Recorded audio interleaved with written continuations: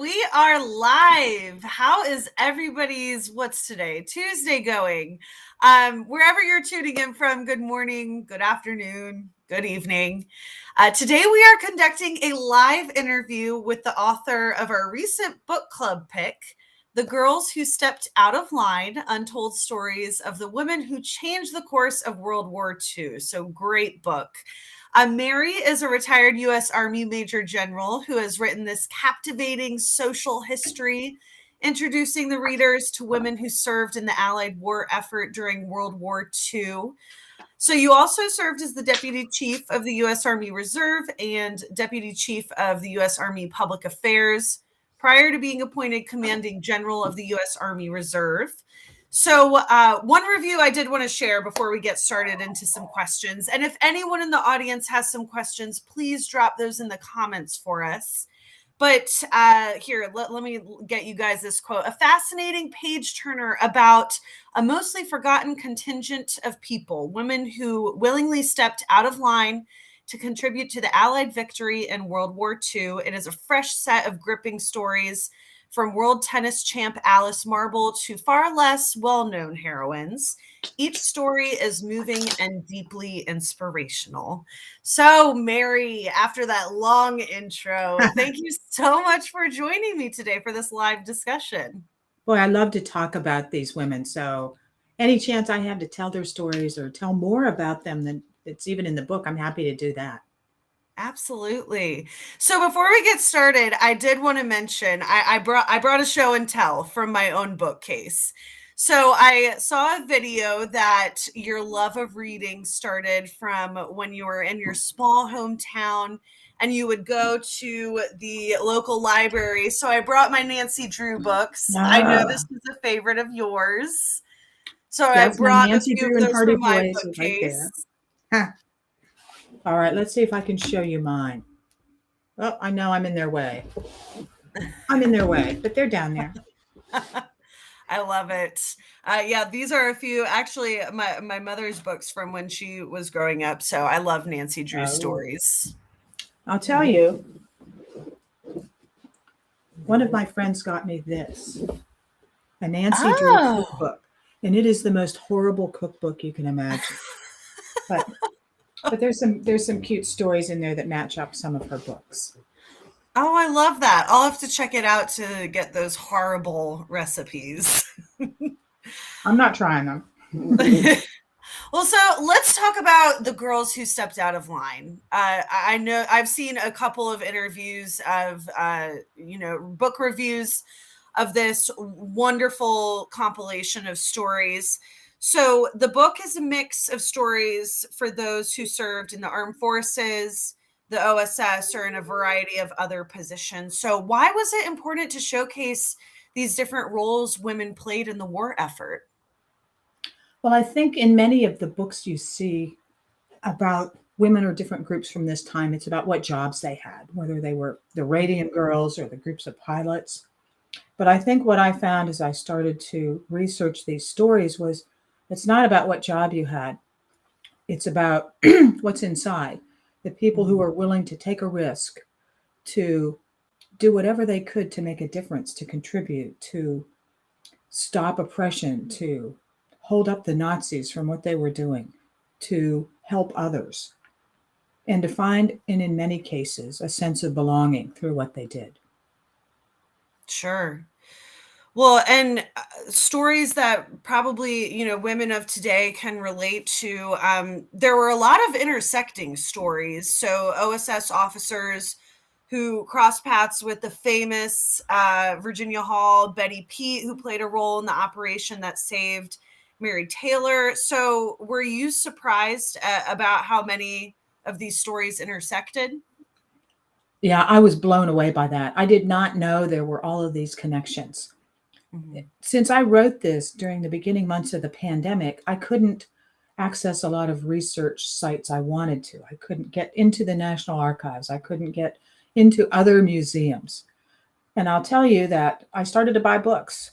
So I now have a large collection of books that libraries gave up or high schools. And I found Betty's autobiography written in 1946. in which she talks about how she admired Virginia Hall. And she Mhm. talks about how, from her outpost in China, her boss and their teams went out to liberate the camps, the Chinese camps where the Japanese were holding American prisoners, including 12-year-old Mary Previty, who'd spent 5 years of her childhood in that camp. So there's lots of intersections and meanings because of those, I think. Mhm. So we have folks jumping in the chat. Like I said, everyone, if you're just tuning in, please drop your comments in for Mary Eder. She's the author of The Girls Who Stepped Out of Line. Everyone's saying it's a great title. Radiant Girls, very interesting, so interesting. So could you talk a little bit about maybe one of your favorite stories from the book? Well, on different days, I have different favorites. So it depends on what I've just been finding out. I always like to talk about the Cook sisters, Ida and Louise Cook, middle aged spinster sisters living in London. And since the 1920s, they had been interested in opera. They were government clerks. They had to save their money, skip lunch to get up enough money to go to their first opera. And after that, they were hooked. They would show up at the stage door, try to get autographs, try to worm their way into the social circles of the opera singers, of the orchestra conductors. And eventually they did.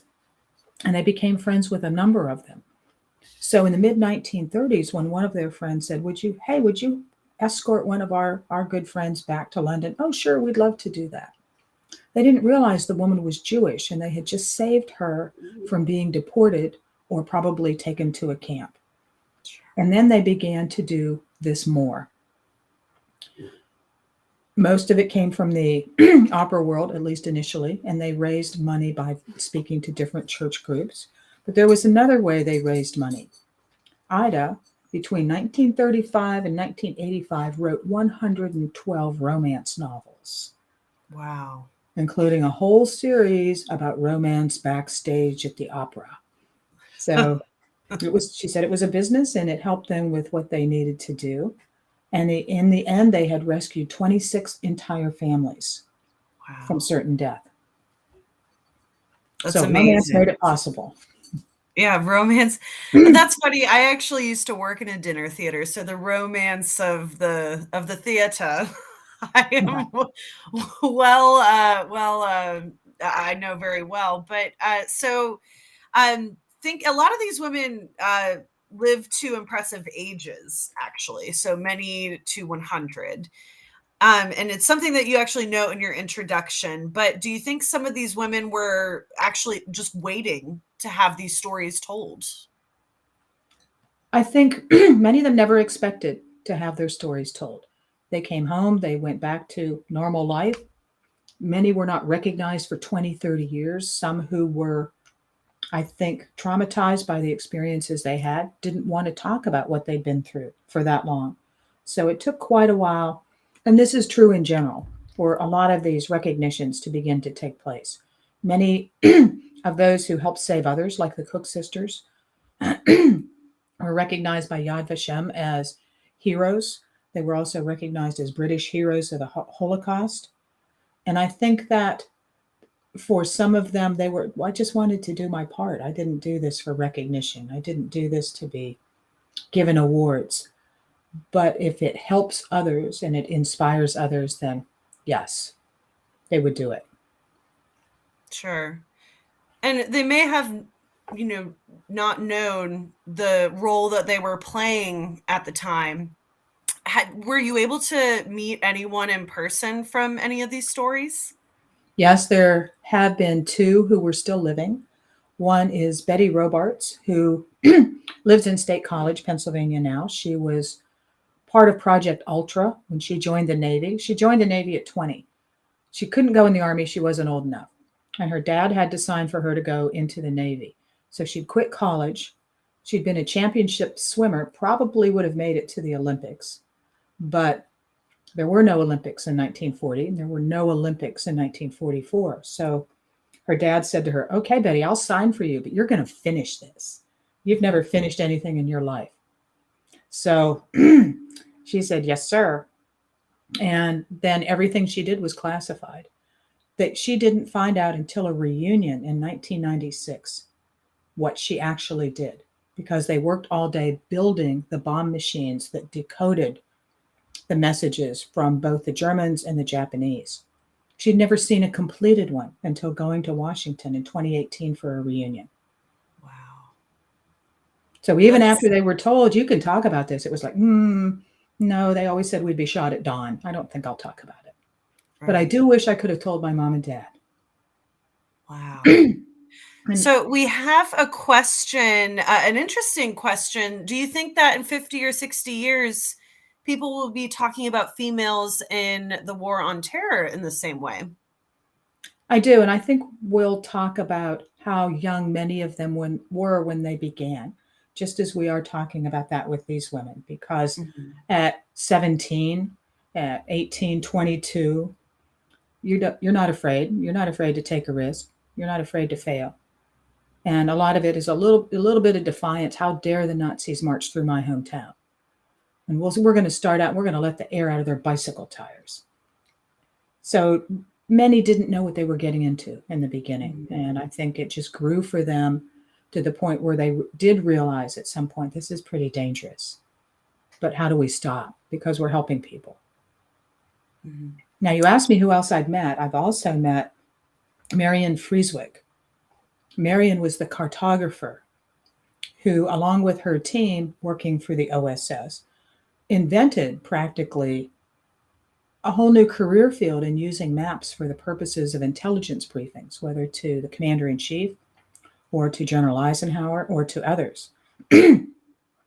Marion passed away in August, about 3 weeks before she would have turned 100. So, Wow. yesterday, I got to meet two of her daughters who told me how excited she was to have her story told. And they said to me, she told us more about what it was like to be in Washington during the war in her 20s than we'd ever heard from her before. So that was a blessing to be able to have that. That's amazing. And oh, and someone says it thank you. It makes me tear up. I was 22 in Iraq. So yeah, well, in November, we're in Veterans and Military Families Month. So thinking about celebrating Veterans Day this month, do you think that veterans and female veterans in particular see that their stories are celebrated and highlighted more? Do you think that we have a little more work to do when it comes to that?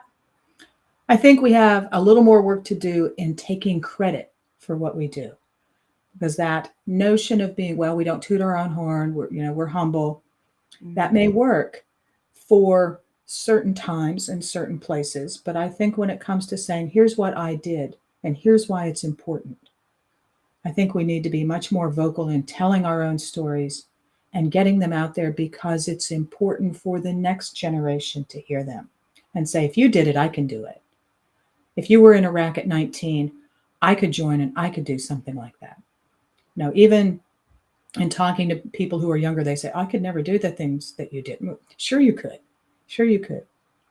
You don't know it till you get there, but you can do it. And you also have to tell your stories for when you leave the military, become a veteran, and move on. And I know many women veterans who don't want to join veteran groups.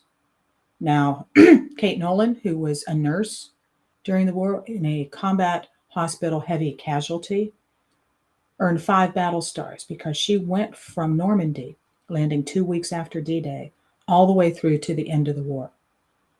Moving every 10 days behind armor and infantry units, setting up those hospital tents, tearing them down again, doing triage, supporting surgery, and protecting the soldiers who were wounded from incoming fire.